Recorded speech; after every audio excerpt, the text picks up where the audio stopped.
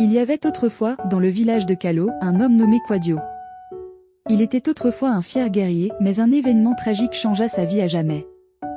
Un jour, sa bien-aimée, Awa, fut accusée à tort de sorcellerie par les femmes du village et bannie.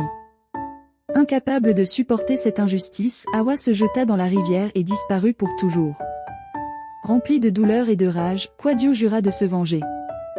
Avec le temps, Quadio devint un homme amer et rusé.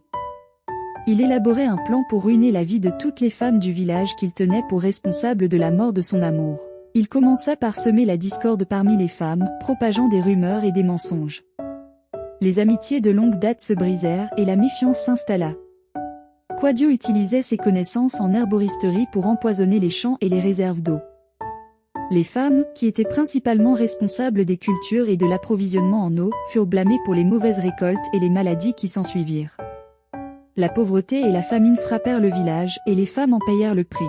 Non content de cette destruction, Quadio introduisit des sortilèges et des malédictions, faisant passer les femmes pour responsables de ces maux surnaturels. Le village entier sombra dans le chaos, les hommes se retournant contre leurs épouses et sœurs, accusant les femmes de tous leurs malheurs. Un jour, une jeune femme nommée Djeneba, courageuse et dotée d'un grand esprit de justice, décida de découvrir la vérité derrière cette série de calamités.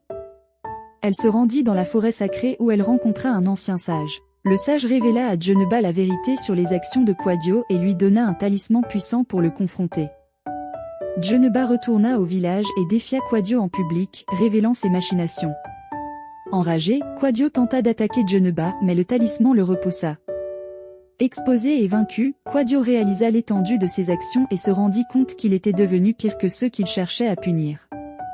Dans un dernier acte de repentir, il quitta le village pour ne jamais revenir. Avec Quadio parti, le village de Kalo commença à guérir. Les femmes, bien que blessées, se réconcilièrent et travaillèrent ensemble pour reconstruire leur communauté.